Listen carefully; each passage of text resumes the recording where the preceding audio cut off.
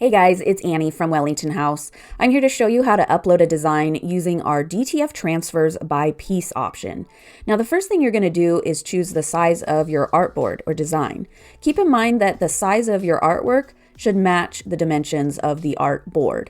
So we have some common sizes here, or you can choose custom size, which I'm going to do. I know that my design is 5 inches wide by 4.67 inches tall.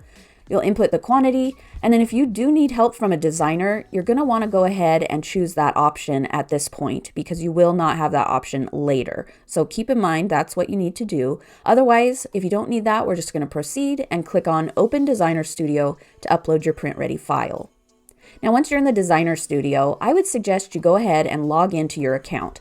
This will give you access to any previous artwork that you've uploaded or designs that you've ordered already, and it just makes it a little simpler. If you need to upload a new file, you can just drag and drop here, click the Upload File button. So now that we're in the Designer Studio, I'd like to show you a couple examples of files that are print ready and those that aren't. So first off, let's look at this PDF file. We click that to add it to the artboard, and immediately we see some problems. First of all, the most obvious is this white page behind our artwork. If we were to submit this, it would print a white box around our artwork. Also, you'll notice that it is a large page size, so we have all this dead space around it. Now, if this is what your file looks like, you would need to go back to whatever design program you're using, whether it be CorelDRAW, Illustrator, Photoshop. You need to make sure that you are saving your file with a transparent background, and also that your artboard in your design program is the same size as the artwork dimensions. That way you won't get this extra dead space around it. So I've done that already. I actually have another PDF file here, same artwork, but now you can see that the dimensions of the art and the artboard are the same. And also there is white in this California text, but besides that, there is no white behind the design. So that's one example. Now, why don't we look at a different type of file? This is a raster image, a PNG file to be specific. Now, another thing about this design is that you can see there is a little bit of dead space on the right side here. That's because when I originally started my order, I put in the dimensions up here in the top left corner of 5 by 4.67. Now, I put those dimensions knowing that was the size of this California Surf logo.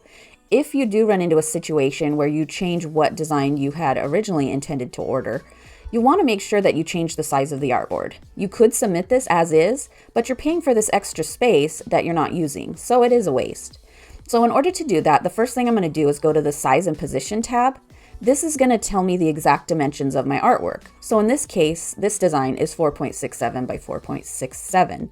So what I can do is go up to the top and hit the back button. I will be taken to the beginning of the ordering process. I'll hit custom size again, and this time I would put in those dimensions. Go back to the Designer Studio and add my design to the artboard again.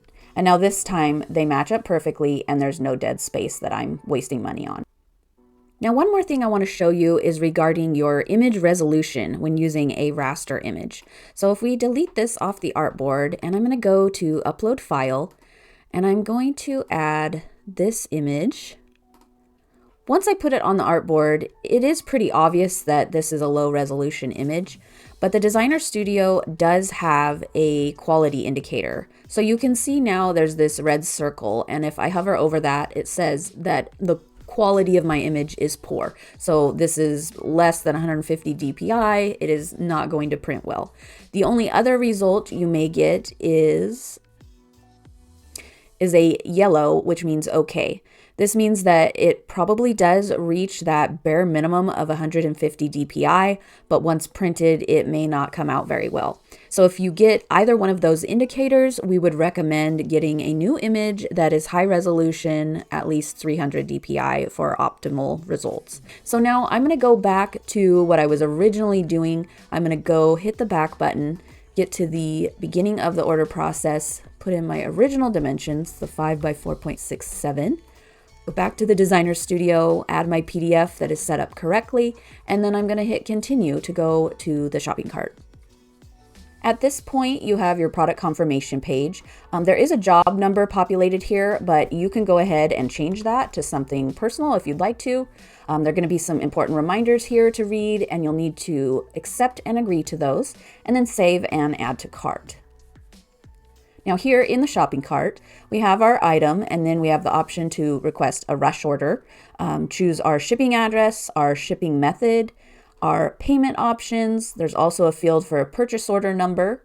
I'm going to choose will call because I want to pick up my order. And then at the bottom, you'll notice that I don't have the option to submit my order, and it's telling me that's because the order does not meet the $25 product minimum. There's a few ways to eradicate this. You can either add another design, or I can go to this design I already uploaded and click Edit Details. This will take me back to the product confirmation page, and I can change the quantity on this item. So if I want to do that, I'll change the quantity and then it'll automatically update the price so I know I'm over that $25. Then I'll need to accept and agree to the terms again, save and add to cart. And now if we scroll down, we'll go ahead and choose will call again. Now we can go ahead and click submit your order. Once you do that, you will have a confirmation page with a 4-digit order number here, and then you will get an email that will give you these same details. You'll also receive an email once your order is ready for pickup or when it has shipped out. If you have any other questions, feel free to reach out to us. We're here on our online chat, or you can call or email.